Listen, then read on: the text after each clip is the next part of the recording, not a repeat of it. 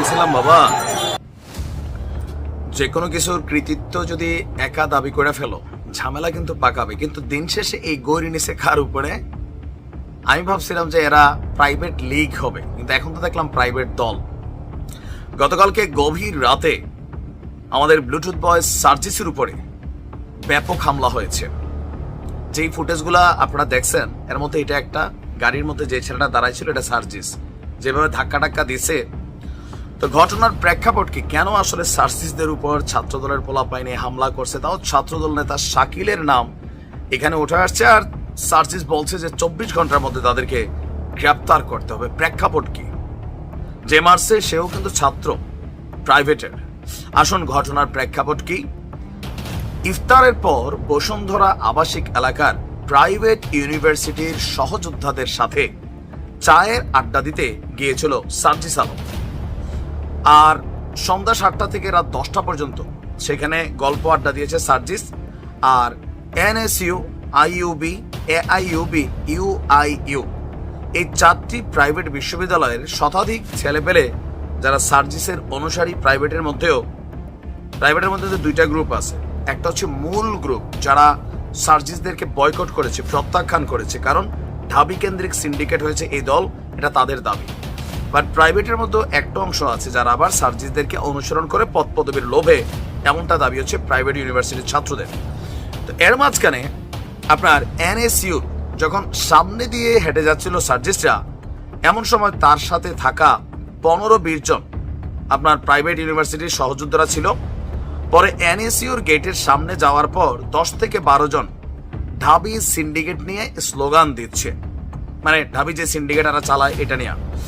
এর মধ্যে ছাত্রদলের সেন্ট্রাল নেতা আহমেদ শাকিল ছিল, যারা এই স্লোগান দিচ্ছিল। আমি এগিয়ে যাই তাদের কথা শুনতে, কিন্তু তারা ইচ্ছাকৃতভাবে আমার সাথে থাকা প্রাইভেট শিক্ষার্থীদেরকে গালিগালাজ করতে, তাকে দালাল বলে, যে এই আন্দোলনে বা এই সেক্টরটাতে বড় কোনো পদ পদবিতে এরা প্রাইভেটকে ডাকে নাই, প্রাইভেটের কাউকে পদ দেয় না, যা দিছে চামচা টাইপের পদ। সুতরাং তোমরা কেন এই চামচামি করতে সার্জিসের সাথে গেছো, বিষয়টা কিন্তু এরকম ছিল।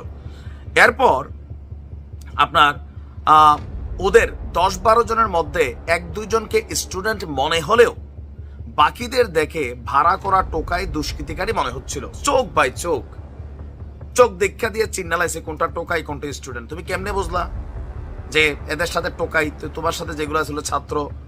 দেখেন এইগুলা পুরানা খেলা। টোকাই লীগ নাম ছিল এক সময়, তো সার্জিস তো ছাত্রলীগ থেকে আসছে, এই কারণে টোকাইদের ভালো করে চিনে। এটা যে যেভাবে নেন, কারণ ছাত্রলীগের মিছিল আগে শুনতাম টোকাই থাকতো, তো সার্জিস যেহেতু দীর্ঘদিন ছাত্রলীগের রাজনীতি করছে, টোকাই তার ভালো করে চিনা আছে, এই জন্যই সম্ভবত সে চিনা ফেলছে এরা টোকাই ছিল। এরপরে বিব্রতকর পরিস্থিতি সৃষ্টি করাই এদের উদ্দেশ্য বুঝতে পেরে আমি দুই পক্ষকে চলে যেতে বলি এবং চলে আসি।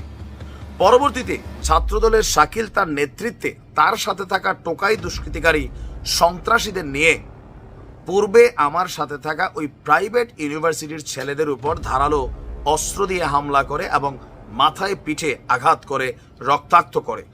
ছাত্রদলের শাকিল সহ বাকিদেরকে দ্রুত বিচারের আওতায় আনার ঘোষণা দিয়েছে সার্জিস। আর বলছে যে টোকাই লীগের দ্বারা নির্যাতিত হওয়ার পর আজকে যদি ছাত্রদলের কেউ একইভাবে টোকাই লীগের সন্ত্রাসীদের মতন আচরণ করে, তার পরিণতি টোকাই লীগের মতো হতে খুব বেশি দিন লাগবে না। শিক্ষা নেন, সময় থাকতে নিকট অতীত থেকে শিক্ষা নেন। সার্জিসে কিন্তু মারছে, আমরা ওই ভিডিওটা দেখছি, তবে রক্তাক্ত হয় নাই, ধুমধাম কয়েকটা কিলঘুষি খিচা ফেলছে। এই যদি হয় আমাদের আগামী দিনের ভবিষ্যৎ রাজনৈতিক নেতাদের পরিণতি, তো বুঝতে হবে যে আগামী দিনে রাজনৈতিক দল হিসাবে মাঠে নামা। কারণ ভাই রাজনীতি তো রাজনীতি, এখন তোমরা আর ছাত্র না। এখন যদি ধরেন ছাত্র দলের একজন নেতা কোনো একটা ইউনিভার্সিটিতে গিয়ে পোলাপেনের সাথে আড্ডা দেয়, ঘটনা ঘটলে এটা পলিটিক্যাল ঘটনাই, জোর যার মুল্লুক তার। এখন যেমন আমাদের সমন্বয়করা জোর করে বিভিন্ন জায়গায় মুল্লুক চালাচ্ছে, ওই রকমই আর কি। এটা দেখে অনেকে খুশি হয়েছেন, বাট আমি খুশি হইতে পারি নাই, কারণ এই জুলাই অভ্যুত্থানে সার্জিসের অনেক পরিশ্রম ছিল, শ্রম ছিল, একটা নতুন স্বপ্ন দেখছে। আর সেই স্বপ্নের পথে আপনারা এভাবে রাস্তাঘাটে তাকে অপমান করবেন, মারবেন, ভাই হামলা করবেন। হ্যাঁ শাকিল, তোমার তো খবর আছে, সার্জিস তারা